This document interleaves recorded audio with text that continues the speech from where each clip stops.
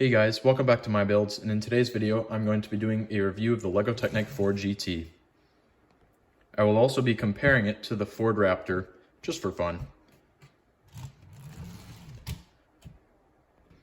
So, a little bit about this car here.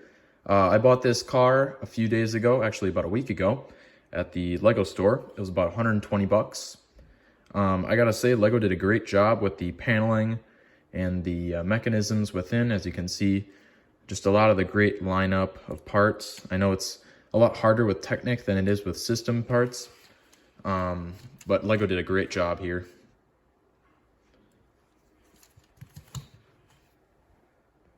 Some features included in this car are opening doors. This door here is held on by a small joint and a toggle, or I guess ball joint. It's kind of floppy. That's kind of one of the downsides of it, but I guess that's what you get when you try to make a angled opening door instead of a straight door. Now a little bit more about this car here, which I'll go over in a bit. It includes a V6 and just a small hood for that, I guess. Nothing too crazy. And then up front, there's an even smaller hood.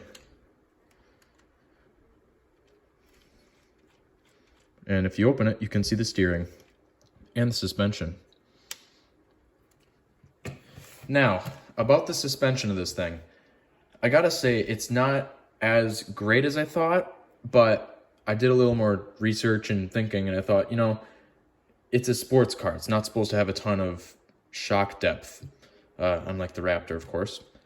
So that's why this thing doesn't have very much, like I said, shock depth. And so whenever I was trying to make it do what the Raptor could, where it goes over terrain or whatever, here I'll show you what I mean. When I used this terrain part that I used a couple videos back, as you might have noticed, it bottoms out pretty quick. It's not a very high, not a very great amount of ground clearance, that's the word. And so that's why it can't be terrain tested, unfortunately. As unfortunate as it is, it still does feature really nice suspension, so I'll just show you guys. Again, very minimal, just because it's a sports car, and so sports cars aren't really high shock vehicles. They're more of just kind of close to the ground, keep the center of gravity low. And that's kind of why this is also a mid-engine vehicle instead of a front-engine vehicle. So now about the engine.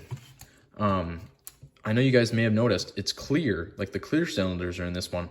And I'm honestly really excited about that too, because I have never had LEGO cylinders that are clear before. And so if I ever do take this car apart, which I probably won't, but when and if I do, this would be something I go after, because these are really awesome. And I am looking at doing a LEGO order soon where I get some more cylinders and I build some crazy stuff. So stay tuned for that. And yeah, I'm looking at ordering some more parts. A lot of parts that came in this set, in fact. This set actually had a nice big frame at the bottom. I'm looking at getting maybe a few of those things just to go with some of my builds. You know what? While we're looking at the bottom here, you may have noticed there's an axle that goes across. Now the reason for that is actually a really cool feature in the back of the car. The adjustable, I think it's a fin. I don't remember what they call it. Let me know in the comments below what they call this right here.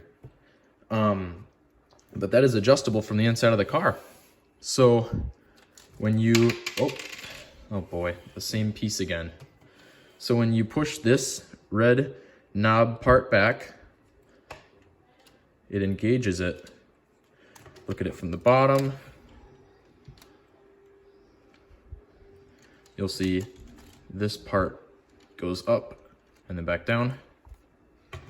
And looking at the back here, you'll see exactly why. If I can find it. There we go.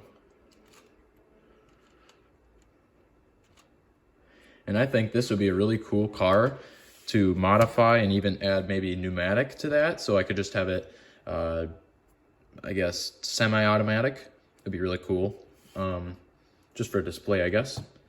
Looking back at the interior, by opening the doors, you'll see it has somewhat nice seating. I mean, it's not as nice as the Ford Raptor's seats look, but again, tight space, so got to keep it simple. And then going around to the other side here, steering wheel, and then the dashboard, and of course that knob back there for the rear tail or rear fin. Again, let me know what that is. I don't know what it is, guys.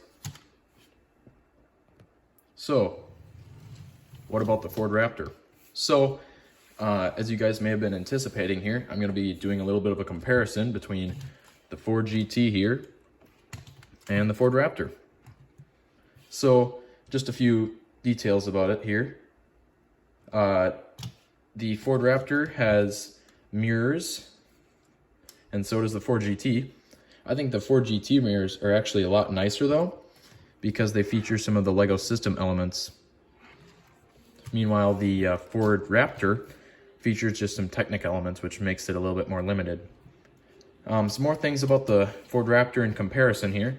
If we look at the height difference, you'll see it's obviously a lot lower, and that's just because this is a truck and this is a sports car. All right, so looking at interior, hold on, gotta unlock my doors.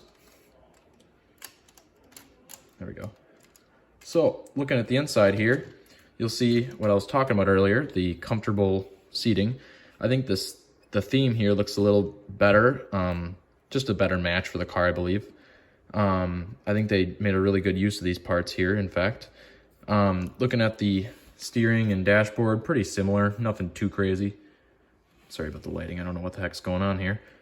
And then another thing here, suspension. So as you guys may know, I've talked a lot about suspension in the review video of this car. That's just because I really love the suspension they chose for this truck. It really makes it feel like a truck, just the off-road feel, really. Sports cars are obviously not for off-road, unless you're Whistlindiesel, of course. So that's why, and I'm not ripping on him or anything, I actually love his videos. That's why this car is lower to the ground and has less shock depth. So I'm kind of worried about doing this. If we do a shock test or drop test, you'll notice Ford Raptor can do just fine. Got plenty of shock clearance. But the same can't be said about this car. It's pretty solid. Although you can fix this clearance issue if you push this up, because then it brings this bottom part, the gray part I was talking about earlier, up away from the ground, so it gives it a bit more clearance. But all in all, it's not really that much of a difference. So now going back to this whole car comparison, again, I know the cars are a lot different. In fact, I believe the GT might be slightly longer than the Ford Raptor. Let me see. No, oh, the Ford Raptor is actually longer. That's surprising. But what about height? No, not height. What was I thinking? Width of the car. If we compare, there we go. See, the GT is a bit thicker, just made for the what is the word? Aerospace, like aerodynamics. There we go. Aerodynamic feature. Versus the Raptor, which is a truck, and trucks aren't really meant for being aerodynamic. They're meant for just work.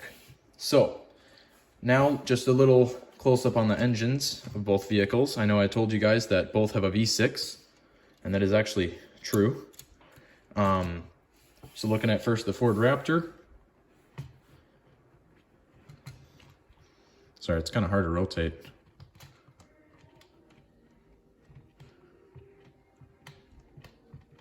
It's kind of hard to rotate on camera here, but As you can see, it looks pretty sweet. Hold on, I think I found a better way here last time. There we go.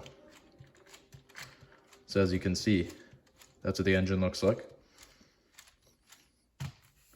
Compare that to the GT.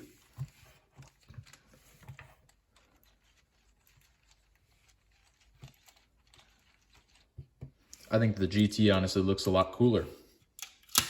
Let me know what you think in the comments below, of course. So yeah, thank you guys so much for watching. Be sure to like, share, subscribe. You know, let me know if you guys have any ideas or thoughts.